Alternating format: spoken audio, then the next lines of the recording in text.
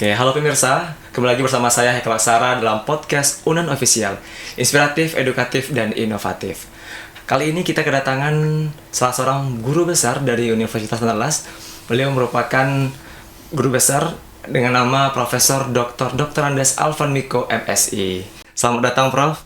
Ya, Oke, bagaimana kabarnya hari ini, Prof? alhamdulillah sehat, Kal. Alhamdulillah, seperti yang terlihat ya, Prof. Seperti lihat. Dan sekali di bulan Ramadan hari ini kita tetap berkegiatan ya, Prof. Ya, oke. Beribadah dan juga tetap berkegiatan. Nah, ini teman-teman di rumah yang lagi nonton sepertinya sudah sangat penasaran nih, Prof, terkait Iya, tentang bagaimana background dari Prof yang sebenarnya sudah sempat Haikal baca juga orasi dari Prof yang sudah Prof tulis dan sehingga sudah menjadi guru besar saat ini. Ya, mungkin bisa nih Prof jelaskan, disampaikan nih Prof ke teman-teman yang ada di rumah yang lagi nonton podcast kita hari ini tentang apa latar belakang pendidikan, perjalanan pendidikan Prof mungkin sampai hingga saat ini. Baik, saya itu dulu dilahirkan di Medan ya. Kemudian umur 5 tahun dibawa ke Bukit Tinggi, kampung asal orang tua. Nah, akhirnya kami menetap di Bukit Tinggi. Saya sekolah dasarnya di Nagari Panangluar namanya. Terus setelah tamat sekolah dasar melanjutkan ke SMP 4 Bukit Tinggi. Selanjutnya baru SMA 3 Bukit Tinggi. Dan terus S1-nya di Unan, Sosiologi Unan yang waktu itu tahun 1982 itu baru berdiri, Kal. Nah, setelah setelah itu saya melanjutkan studinya di S2 Sosiologi di UI. Nah, baru kemudian belakangan saya ngambil S3-nya di Sosiologi di UNPAD. Nah, tapi di sela-sela itu pernah juga ikut-ikut kursus singkat seperti di School of Oriental and African Studies di University of London dan juga di ISIAS ya, di University of Singapore ya, National University of Singapore gitu. Itu kali ya. Aduh, luar biasa sekali ya teman-teman. Alhamdulillah. Kalau boleh tahu nih Prof, kalau berarti untuk asal sendiri asli orang Minang berarti ya Prof? Iya, Bukit Tinggi saya. Bukit Tinggi, berarti lahirnya di Medan. Ya. Waduh, keren sekali. Tapi asli orang Minang ya Prof. Makanya kalau juga baca untuk dari orasi ilmiah yang Prof sudah tulis itu itu nanti akan kita bahas teman-teman, itu ada nilai Minangnya ya Prof. Ada pembahasan tentang Minangkabaunya. Oke, kita berlanjut ke topik berikutnya teman-teman. Jadi tadi Prof sudah menyampaikan jenjang pendidikan dan juga latar belakang pendidikan Prof dari SD di Bukit Tinggi ya Prof. Kemudian lanjut kuliah S1, S2, S3 dan juga ada beberapa pendidikan kursus. Nah, ini karena sudah kita mulai masuk ke kulit topik kita nih Prof. Apa nih Prof yang membuat Prof tertarik untuk mendalami bidang ilmu sosiologi? Mungkin khususnya kita juga sudah tahu nih ke sosiologinya itu sosiologi keluarga gitu. Mungkin bisa disampaikan nih Prof. Ya, jadi saya itu dulu dosennya namanya Pak Dr. Mokhtar Naim ya. Nah, beliau lah sebetulnya awalnya yang memperkenalkan tentang lansia itu. Kemudian juga ada juga Profesor Basiruddin, Dr. Saraf waktu itu ya kan, yang dimana dia itu kan sering memberikan pengobatan terhadap orang-orang lansia gitu. Nah, itu yang menyebabkan awalnya saya tertarik ya. Jadi diskusi dengan Dr. Mokhtar Naim itulah yang memotivasi saya untuk melihat fokus untuk persoalan lansia, sehingga waktu itu saya menulis skripsi S1-nya tentang lansia yang ada di Panti Jompo Werda di Sabainan Alis Cincin. Nah, di situ saya tertarik dan konsisten selanjutnya untuk fokus pada topik-topik lansia ini, ya kan. Nah, itu yang jadi sangat menarik sebetulnya Haikal, bagaimana terutama itu lansia terlantar ya. Bagaimana dalam masyarakat Minangkabau yang dikenal adat Bardari Sarak bahasa di Kitabullah dan juga dikenal sebagai masyarakat yang kolegial, kolektif, yang dikenal sebagai malu, yang tidak bisa dibagi, sehingga dengan demikian kalau perbuatan itu memalukan itu menjadi malu bersama Iya. karena kita itu kan dari Minang ini ke keluarga luas. Nah ini kalau satu membuat kesalahan itu menjadi dampaknya ke seluruh keluarga luas itu. Ini salah satu yang menarik kali itu kan. Oke, luar biasa sekali ya teman-teman. Itu sudah disampaikan oleh Prof tadi alasan ya, Prof, ketertarikan dan juga tadi Prof menyampaikan. Bahkan masih ingat sampai sekarang ya Prof nama dosennya yang Ya, dulu mengajarkan sosiologi ini. Berarti kalau boleh tahu nih Prof, kalau misalnya untuk tadi Prof sudah menyampaikan background pendidikan Prof mulai dari SD sampai kuliah, yang mungkin bisa disampaikan nih Prof, awal mula perjalanan karir Prof hingga saat ini berkiprah di dunia akademis. ya saya dulu kan waktu S1 itu di akhir-akhir apa itu saya sudah salah satu mahasiswa yang diminta menjadi asisten dosen ya. Nah, itu ada program Nufik namanya ya, itu adalah organisasi Belanda ya kan yang membantu yang bekerja sama waktu itu karena saya waktu itu awal di Fakultas Sastra ya karena sosiologi itu ditumpangkan di situ awalnya mulai 1982. Nah itu saya waktu itu di apa diminta untuk salah satu mahasiswa yang bisa membantu karena dosen sangat terbatas waktu itu untuk memberi kuliah ya terutama untuk tentunya untuk mahasiswa-mahasiswa yang baru masuk. Nah, saya waktu itu menjadi asisten dosen Belanda yang juga datang 2 orang waktu itu ke Fakultas Sastra itu Flut van Given dan Johanna van Drinan kan. Nah 2 orang inilah yang ikut membesarkan Fakultas Sastra di awal itu agar bisa berproses itu kerjasama antara UNAN dengan Nafik ini. Ya, Nafik ini adalah lembaga yang memberikan bantuan terhadap perguruan tinggi gitu ya.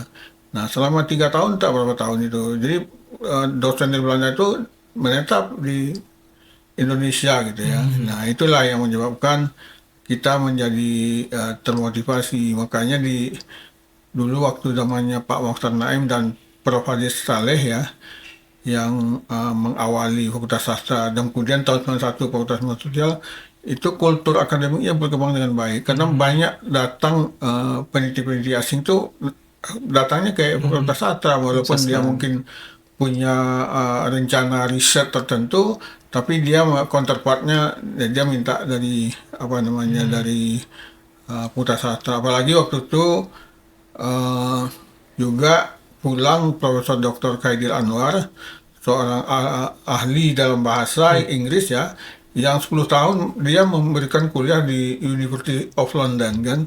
Jadi dia diminta pulang, akhirnya dia pulang karena dia orang Minang, dia pulang dan jadi dosen lagi di Fakultas Sastra gitu. Nah, ini juga makin menyebabkan memang kulturnya, iklimnya itu berkembang dengan baik di Fakultas Sastra waktu itu.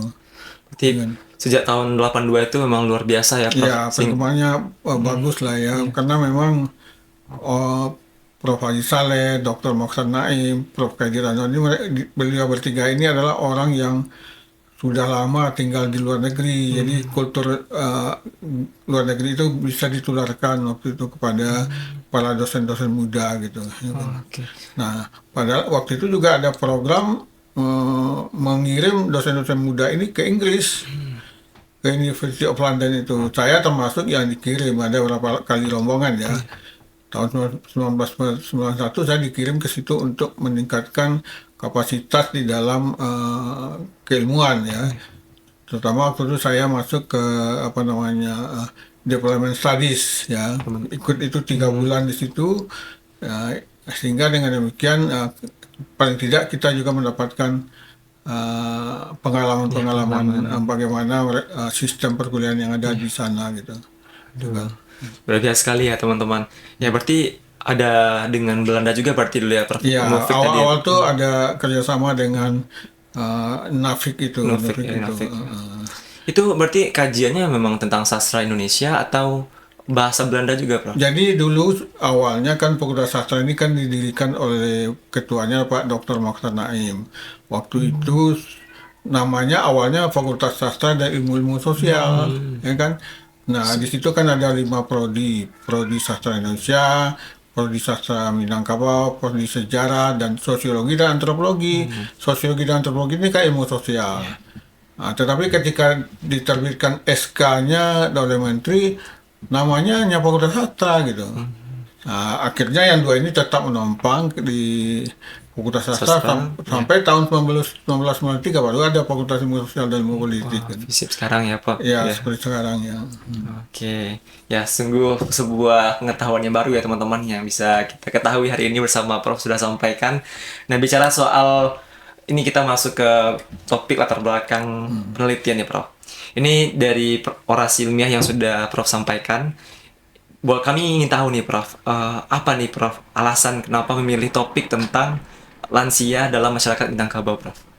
Ya, ya seperti contoh tadi banyak lansia itu yang terlantar ya, terutama juga ada yang tinggal di panti werda.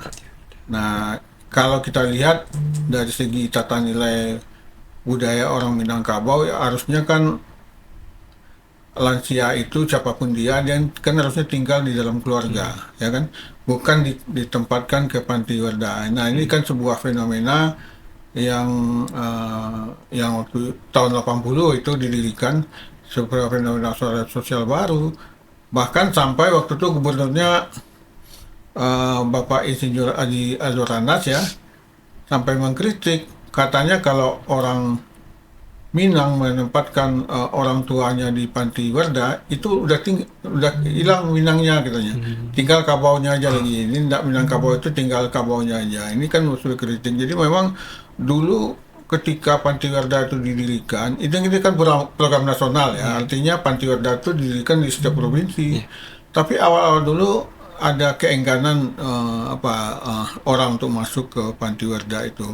Ada kritik-kritik yang muncul di internal mereka kalau ada yang berani memasukkan lansia. Jadi dulu itu sistemnya adalah pekerja sosial masyarakat di bawah dinas sosial itu datang ke nagari melihat siapa yang terlantar gitu, lalu mengajak gitu, seperti itu modelnya. Nah, jadi awalnya memang, tapi itu perkembangannya kemudian katakanlah saat sekarang itu dianggap sudah wajar gitu, ya kan. Nah ini jadi inilah padahal kan kita secara teoritis ya memiliki orang Minang itu memiliki instrumen yang lengkap untuk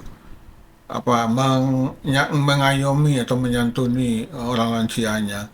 Tetapi ternyata ada juga lansia yang terlantar di mana-mana. Ada juga saya baca berita koran bahwa seorang lansia meninggal di pinggir jalan gitu ya. Ya tidak diketahui siapa keluarganya, itu kan aneh gitu ya. Nah jadi orang memasukkan orang lansia atau orang tuanya untuk masuk disantuni di panti werda itu sebuah tanda tanya besar, ada apa ini kan. Nah itu yang memotivasi saya untuk mendalami persoalan lansia itu gitu. Iya, bahkan juga kita dengar di media ada juga memberitakan ada lansia yang homeless meninggal di jalanan ya Prof. Iya, Itu sangat disayangkan sekali iya, tentunya. iya. Dan ini mungkin harapannya bisa kita peduli dengan all ages, dengan semua Iya, kalangan oke. usia. Nah, karena udah masuk menyinggung Minangkabau nih, Prof. Kita tahu bahwa di Indonesia ini ada beragam macam suku, ras, dan budaya. Nah, kalau di Minangkabau sendiri nih, Prof, menurut pemahaman yang mungkin selama ini sudah berpuluh-puluh tahun sudah Prof lihat dan Prof amati gitu, apa yang membedakan peran lansia Minangkabau ini dibandingkan dengan masyarakat lain, Prof?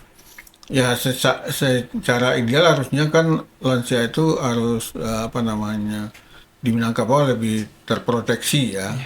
Tetapi faktanya sama saja.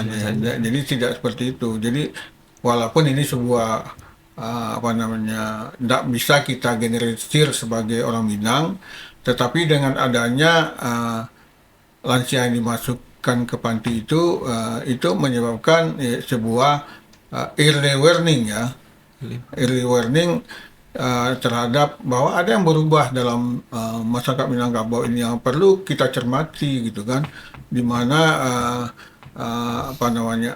mekanisme budayanya tidak berjalan dalam terutama untuk penyantunan lansia, untuk kasus-kasus keluarga yang memasukkan lansianya ke keluarga. Ini bukan Minang secara keseluruhan ya kan, tapi ini sebuah fenomena bahwa hal ini bisa terjadi di ranah Minang yang di mana dinilai adatnya kuat gitu kan, kolektivitasnya tinggi dan kolegialitasnya kuat gitu. Itu harusnya kan sebagai mekanisme untuk agar siapa saja yang tidak mampu terlantar, baik itu orang tua atau anak-anak, itu bisa diproteksi. Ini Proteksi. kan kasusnya sama juga dengan anak-anak terlantar kan juga itu. Jadi pertanyaannya sama. Kenapa ada anak-anak yang terlantar di jalanan itu? Ya kan kasusnya ada apa ya? Ada apa dengan budaya Minang gitu kan yang sangat diagung-agungkan ya kan, sangat kuat dan sebagainya. Ternyata sekarang kok bisa terjadi hal-hal seperti itu. Itu salah satu penilaian terhadap budaya Minang, perlu lagi diinterpretasi ya kan, direkonstruksi dan sebagainya. Iya. Kalau dari yang Prof amati nih Prof, apa yang yang menjadi penyebab ini tuh bisa terjadi Prof? Adanya masih masih timbulnya ada penelantaran lansia atau kita lihat ada lansia yang masih mohon maaf terlantar gitu Prof? Ya, itu sebuah fakta bahwa uh, itu telah terjadi perubahan sosial di dalam masyarakat kita itu, ya kan. Elemen-elemen yang sebelumnya menjadi perekat ya, memberikan proteksi, itu mulai berubah gitu ya. Dimana misalnya kita dulu memiliki harta pusaka yang banyak kan, yang bisa menghidupkan anggota keluarganya, tetapi sekarang itu tidak mungkin, tidak jadi. Jadi pertumbuhan penduduk kan sudah cukup tinggi kan. Ini perjalanan orang Minang ini kan sudah lama itu. Jadi kalau kita lihat memang ada yang berubah gitu, termasuk juga misalnya kalau dulu di nagari-nagari itu kan banyak rumah gadang ya. Tapi sekarang rumah gadang kan sudah runtuh, ya kan? Orang tidak membangun rumah gadang lagi, orang membangun rumah-rumah kecil yang hanya ditempati oleh ayah dan ibu anak-anak. Nah, di mana yang lansia gitu kan?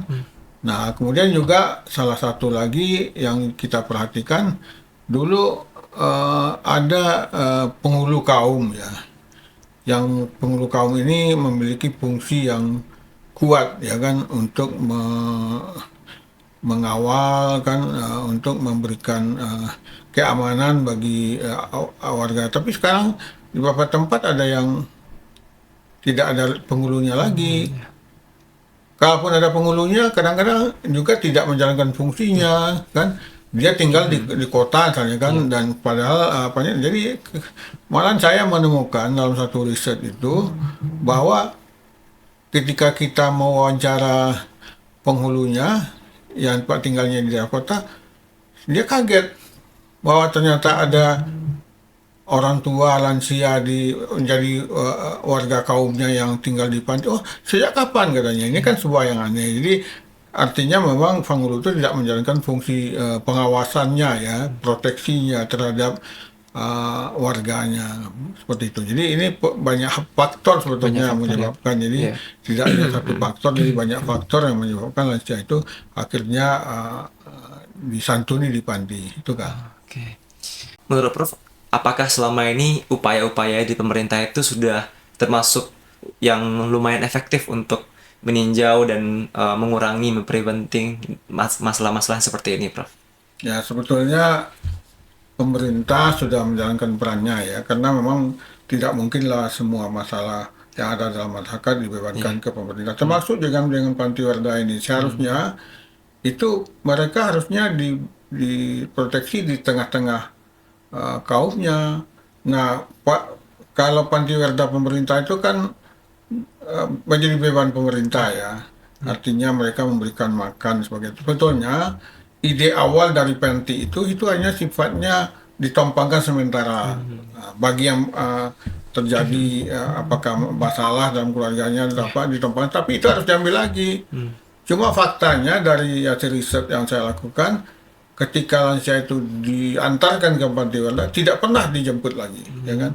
Nah, ini kan sebuah yang berbeda. Dan saya harusnya, kalau menurut saya, pemerintah sudah melakukan proteksinya dan sebagainya, membantu. Ada juga dengan bentuk Repsos itu memberikan uang sosial bagiannya 300.000 dan sebagainya.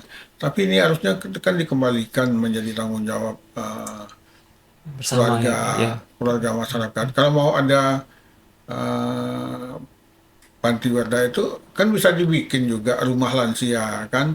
Katakanlah ada di Nagari itu satu rumah lansia. Nah, yang bermasalah nanti ditempatkan di situ gitu kan. Ya artinya perlu yang terlantar atau apa gitu kan. Atau ini bisa juga digabungan supranagari, tidak satu nagari. Nah, di situ dibikin sebuah rumah lansia yang akhirnya ini bisa apa namanya dibiayai oleh gabungan perantau dan nagari gitu ya, yang artinya memperlihatkan kepedulian kita terhadap penyantunan lansia, terutama yang terlantar. Lansia ini kan kita bisa bagi kategori juga, ada yang lansia yang terlantar, ada yang tidak terlantar, ada yang lansia itu apa namanya secara fisik tidak masalah, secara ekonomi tidak masalah, itu pasti bagus ya, seperti kayak pensiunan dosen ya masih kuat, masih tidak tidak tergantung orang lain dan juga dia punya sumber ekonomi. Ini tidak masalah. Itu tipe pertama. Tipe kedua, ada yang apa namanya yang tidak kuat lagi ya kan, sudah sakit-sakitan tapi ekonominya bagus gitu ya, dia punya uang dari berbagai sumber, apakah dari anak atau dari pensiun. Nah ini kan kalau dia sakit dia masih bisa bayar sendiri kan dengan uangnya, ini juga tidak masalah. Ada orang yang secara fisiknya kuat kemudian ekonominya lemah, itu tetap tidak masalah sebetulnya. Jadi artinya dia masih tidak tergantung dengan orang, dia bisa bekerja dan sebagainya. Nah, tetapi yang masalah kalau kita menemukan lansia yang ada, ya kan, uh, dia sudah secara fisik sudah lemah, secara ekonomi juga tidak kuat. Gitu. Nah, ini menjadi potensi untuk terlantar. Nah, kalau kita ikuti data yang ada sekarang di BPS itu, dan yang kita kutip dari Depsos ya, itu 9.212 ya kan lansia di Sumatera Barat ini kondisinya terlantar kan. Nah, ada 7 parameter untuk itu yang digunakan oleh BPS, seperti misalnya kalau sakit tidak diobati ke rumah sakit saya, atau kemudian kalau apa namanya kalau makan itu protein nabatinya jarang gitu kan. Nah, kemudian kalau tidur misalnya tidak ada tempat tidur khusus atau kamar khusus di rumahnya, ya kan. Ada 7 hal ya, apa namanya parameter yang diukur oleh BPS untuk melihat orang terlantar tidak. Nah di antara 7 itu kalau dia memiliki 3 saja, ya kan, dari parameter itu katakanlah dia tidak pernah sekolah, kemudian tidak, kalau sakit tidak diobati ke rumah sakit, atau yang ketiga dia tidak punya baju di atas 4 setel, itu dianggap terlantar. Nah, itulah yang di data yang dinyatakan bahwa 9.212 yang terlantar. Siapa lah itu yang akan memikirkan mereka? Sedangkan panti werda itu kan jumlahnya terbatas. Di Sumatera Barat ini hanya 2 panti werda. Panti werda provinsi, satu yang provinsi di Cincin, panti werda kabupaten di Batu Sangkar kan di Cubada. Nah, total yang bisa mereka santuni hanya 180 orang kedua-duanya. 110 di Panti Cincin dan 70 di Batu Sangkar. Nah, sedangkan yang terlantar potensial untuk disantuni 9.200. Nah, ini kan jadi harusnya tentu kita bikin solusi agar memang ini diperkirakan oleh nagari-nagari yang ada gitu kan. Mungkin dibikinlah hubungan dengan perantau dan sebagainya. Saya kira itu kali ya yang perlu kita lihat solusinya. Ya. Bicara soal sistem kekerabatan di Minangkabau nih, Prof. Kita tahu bahwa di Minangkabau ini sistem kekerabatannya matrilineal. Nah, apakah ini masih relevan dengan dalam penyantunan lansia saat ini, Prof? Dengan sistem kerabatan di Minangkabau yang kita ketahui sistem kerabatan matrilineal. Jadi dari kasus-kasus yang masuk ke panti werda itu, katakanlah 180 orang itu memang sebuah question mark ya untuk apa namanya sistem kekerabatan di Minangkabau yang extended family system itu, yang dikenal dengan keluarga luas itu, artinya itu dalam bentuk lingkaran konsentris ya. Yang pertama itu yang samande, ya kan? Ya kan kalau samande itu adalah si ibu ya. Nah, Seribu. artinya itu tanggung jawab pertama di situ. Kalau ada yang terlantar atau apa itu harus tanggung jawabnya di samande itu. Kalau tidak ada samande itu baru separuh, ya kan? Iya. Nah, separuh. Nah, kalau tidak ada juga separuh baru ke apa namanya ke sepayung, ya kan? Kalau ada sepayung sesuku, ya kan harus bertanggung jawab. Nah kalau tidak ada juga nagari bertanggung jawab. Nah jadi artinya apa? Dari mekanisme yang berbentuk lingkaran konsentris tadi itu bahwa seharusnya mekanisme proteksi itu berjalan, tapi kenyataan nggak kan tidak berjalan, ya kan? Nah di sini sebetulnya dari kasus-kasus yang terlihat itu bahwa sebetulnya ideologi matrilineal ini tidak berubah, tetapi karena dihantam oleh berbagai hal, yang sistem keluarga luas itu tidak menjalankan fungsinya, ya Semestinya ya, Prof. terutama fungsi proteksi itu untuk kasus lansia. Tapi kegiatan-kegiatan kebersamaannya masih terjalin ya untuk pesta misalnya masih gitu ya. Sekarang itu kan. Oke, Prof. Ya, aku juga membaca dari orasi ilmiah yang Prof sampaikan, itu ada namanya teori strukturasi Giddens ya, Prof. Iya. Nah, ini apakah teori strukturasi Giddens ini yang Prof gunakan dalam penelitian ini dapat menjelaskan bagaimana pergeseran pola dari penyantunan lansia ini secara lebih luas, Prof? Ya, Giden itu kan menyatakan bahwa dia itu sebetulnya mengevaluasi paradigma yang ada di dalam sosiologi ya. Yang satu lebih menekankan kepada kekuatan struktur, ya kan, atau masyarakat Masyarakat. atau apa. Ya, kemudian yang satu menekankan kepada kekuatan individu. Nah, Anthony Giddens ini melihat bahwa itu kan dualisme ya namanya. Seharusnya itu kata Gideon itu harusnya kedua-duanya, apakah itu struktur, apakah itu individu sebagai agensi, itu menyumbang kan ke arah terjadinya perubahan sosial yang ada. Nah dalam kasus uh, pergeseran Pantiwerda ini kan bentuk dari perubahan sosial ya yang terjadi. Nah menurut Gideon itu ada faktor-faktor di samping struktur yang enabling ya kan, uh, yang apa namanya yang mendorong apa kemudian juga sebetulnya ada individu ini juga beraksi, jadi keduanya adalah suatu paduan agar kemudian pergeseran itu bisa terjadi. Nah menjadi praktek-praktek sosial yang baru. Jadi kalau teorinya Gideon ini kan menekankan pada praktik sosial. Jadi praktek penyantunan di lansia di Pantiwerda ini praktek baru ya, yang berkembang baru yang apa namanya yang terjadi karena memang ada yang berubah gitu di dalam masyarakat itu. Jadi perubahan sosial yang jadi teori Gideon ini juga teori perubahan sosial, tapi dia tidak perubahan sosial yang apa namanya dia berjalan dengan pelan-pelan sedikit demi sedikit akhirnya berubah ya seperti itu kan.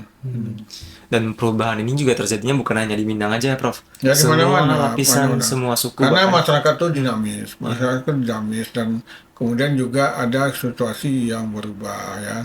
Katakanlah kalau lahirnya sosiologi ini adalah memang karena buah dari perubahan sosial yang terjadi di Inggris ya. Waktu terjadi revolusi industri kan ditemukan mesin uap ya kan sehingga terjadi apa namanya pertumbuhan yang luar biasa di mana bertumbuh pabrik-pabrik dan sebagainya. Kemudian transportasi juga massal, jadi ya, kereta api pakai mesin uap. Kemudian ini menyebabkan urbanisasi dan sebagainya, ya, merubah struktur masyarakat secara ekstrim ya. Nah, makanya ketika itu kan yang ada baru ilmu filsafat dan psikologi. Nah, kedua ilmu ini tidak mampu menjawab fenomena yang perubahan terjadi Perubahan itu. tadi. Makanya lahirlah teori ilmu sosiologi untuk menjelaskan ya kan. Sosiologi itu kan artinya ilmu mengenai berkawan ya. Sosios logos itu ilmu, sosios itu kawan. Nah jadi bagaimana memang sosiolog melihat perubahan yang terjadi. Nah ini kan sampai sekarang itu revolusi industri Inggris itu disebut revolusi 1.0, ya kan 1.0. Sekarang kan sudah sampai ke 5.0. 4.0 kan. Tetapi malah sekarang udah 5 ya, Udah 5.0. 5.0 Jadi sekarang. sudah banyak. Nah, bagaimana sekarang misalnya di dunia digital ini, perubahannya apa yang terjadi itu juga harus dicermati oleh para sosiolog, melihat apa yang terjadi dengan keluarga, kasus keluarga misalnya sekarang relasi atau interaksi dalam rumah tangga juga melalui gadget atau smartphone ya.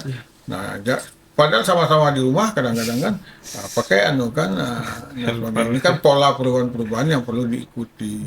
Termasuk juga ini kaitan nanti penjelasan dari Karl Mannheim ya tentang teori generasi, ya kan, generasi-generasi tertentu itu sebetulnya karakteristiknya berbeda-beda, ya kan, termasuk juga pola tindakannya, ya kan. Nah, sekarang kan generasi alpha ini Ya. kan, kalau saya ini kan termasuk generasi baby boomers namanya.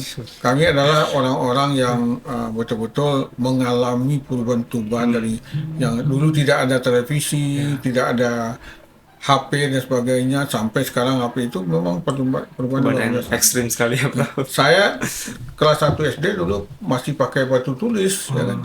Masih dapat dapat momen itu Oh berarti ya, ya, Prof. Bapak masih dapat. Di momen itu banyak momen yang saya lalui kan. Bagaimana perubahan itu, saya mengikuti perubahan-perubahan yang luar biasa sampai saat ini ya, sampai zaman ini, sampai era ini, yang sebetulnya sekarang kan kalau tidak mengikuti yang namanya perkembangan digital ini, kita akan apa namanya Tinggal gitu. tertinggal, ya kan. Kan banyak yang mengalami disruption ya, disrupsi. Sekarang semuanya ada di dalam smartphone, ya kan. Kalau mau beli sesuatu ada online shop, Ya. ya kan. Kalau mau naik mobil ada apa namanya Grabnya. taksi online, Taksi online-nya, ya. Grab online sebagainya itu. Itu kan sebuah fenomena yang berubah total, ya kan. Nah, itu kalau kita tidak ikut, kita tertinggal di situ gitu. Ya. Nah, bagaimana fenomenanya dengan lansia nanti? Kan itu juga satu hal yang perlu dicermati gitu. Kan. Apakah makin banyak yang karena pertumbuhan penduduk lansia ini paling tinggi kan. Makanya sekarang banyak studi-studi lansia itu marak karena memang pertumbuhannya jauh lebih tinggi dari pertumbuhan kategori usia yang lain, ya kan.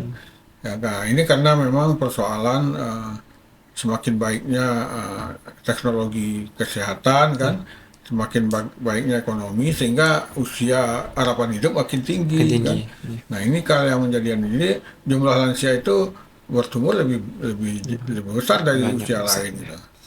Itu kan. Nah, juga kita lihat sekarang nih semua teknologi pun juga sudah terintegrasi dengan AI ya, Prof. Iya, Nah, ini iya. memberikan perubahan yang besar gitu. Bahkan kalau kita tidak bisa mengendalikannya ya teman-teman, kita yang akan terjebak nanti dan tidak bisa mengupgrade dan mengembangkan ilmu-ilmu yang kita punya. Dengan Internet of Things itu kan dunia makin mengecil ya, terintegrasi gitu. Kita dengan televisi bisa menonton di mana-mana dunia aja kan, dan kemudian semuanya nanti pun ya kan diproyeksikan.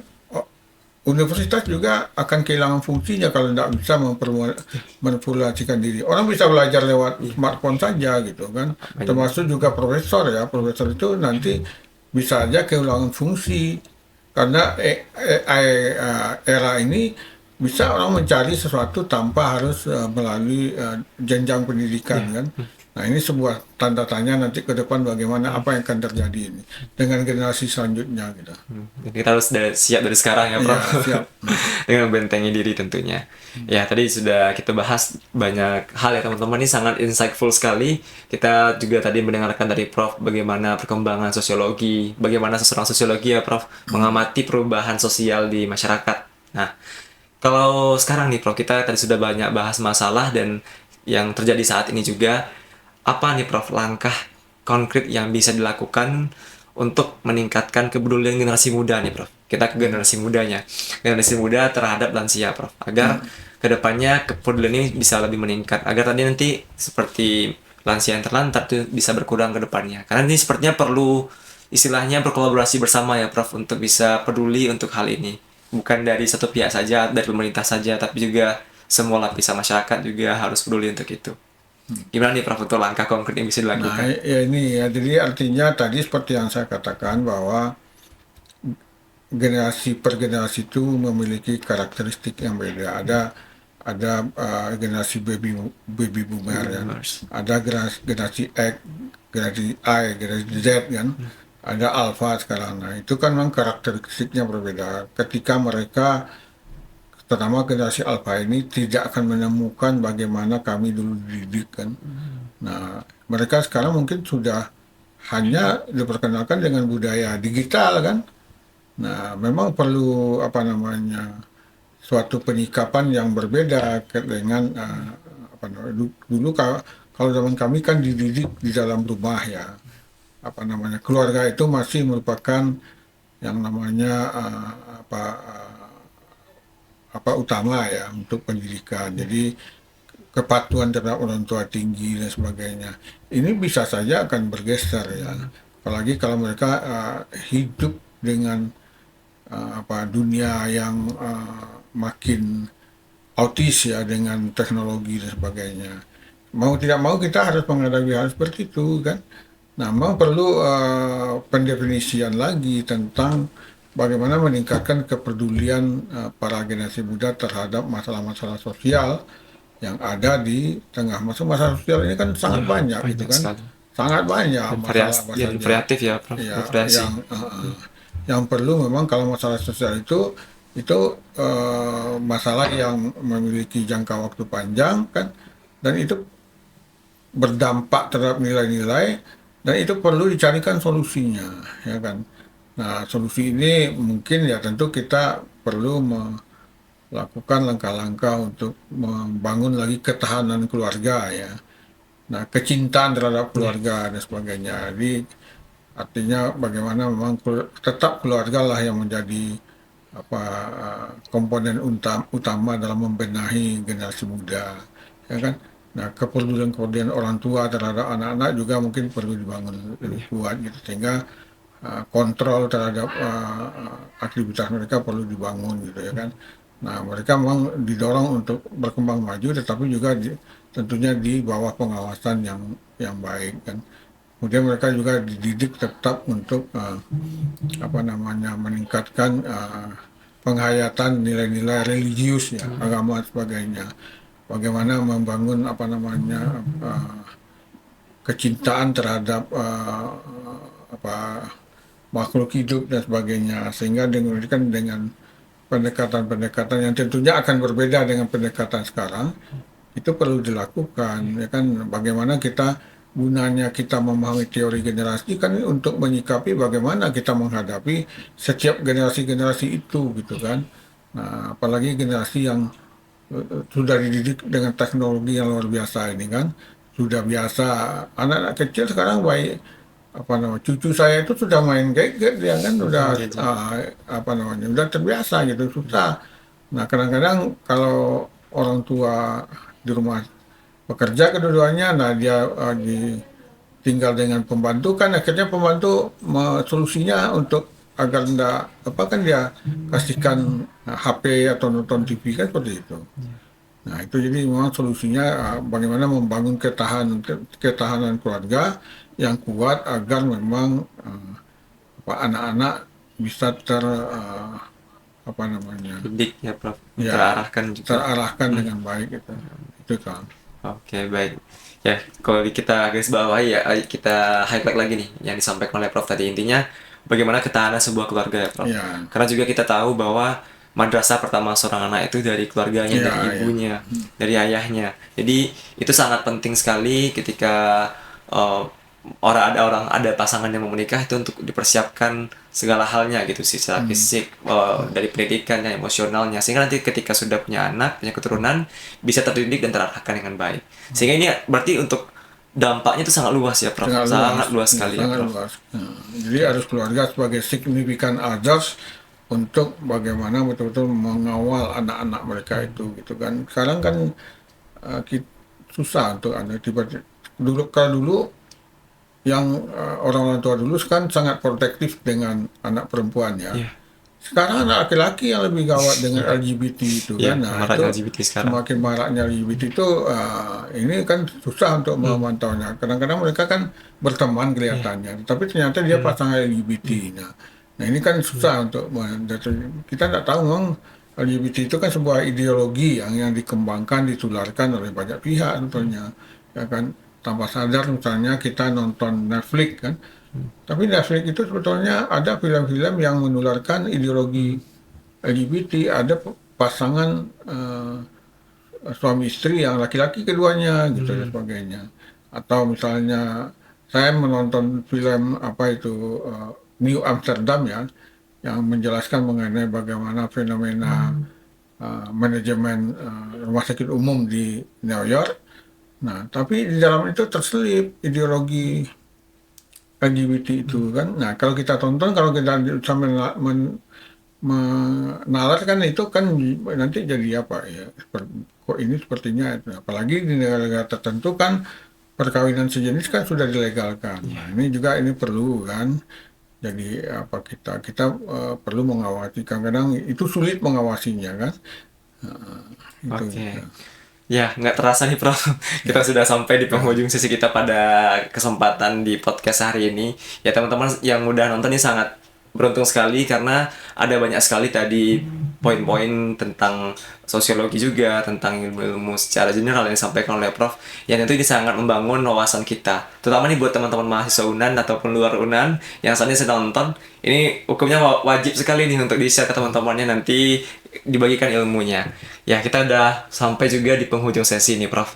Kalau mau tahu nih, Prof, kita mau dengar juga nih, Prof. Selama tadi Prof sudah menyampaikan di awal sudah disampaikan bagaimana perjalanan karir Prof, baik itu dari mahasiswa sampai menjadi saat ini seorang guru besar, berkarir di bidang sebagai seorang akademisi. Apa nih, Prof, yang paling berkesan yang Prof rasakan atau mungkin salah satu momen paling berkesan ya Prof yang Prof rasakan selama berkarir sebagai akademisi. ya kalau bagi saya adalah yang terkesan itu kalau mendapatkan mahasiswa yang artinya betul-betul bersungguh-sungguh ya. Karena kalau bagi saya itu berkesan itu memang sebagai akademisi, walaupun saya udah pernah jadi kepala lembaga pengabdian di UNAN ini, pernah jadi dekan di FISIP kan, pernah juga menjadi wakil dekan, pernah juga macam-macam lah. Sekarang menjadi anggota majelis wali amanah kan. Tetapi memang saya lebih senang kalau misalnya apa namanya mendapatkan mahasiswa yang ingin betul-betul mencari ilmu gitu ya. Itu akan kelihatan ketika memilih skripsi, ya kan, itu kelihatan bahwa bagaimana mahasiswa itu betul-betul serius ya. Nah, itu kita senang, kita menjelaskan sedikit, dia lebih menggali lagi kan.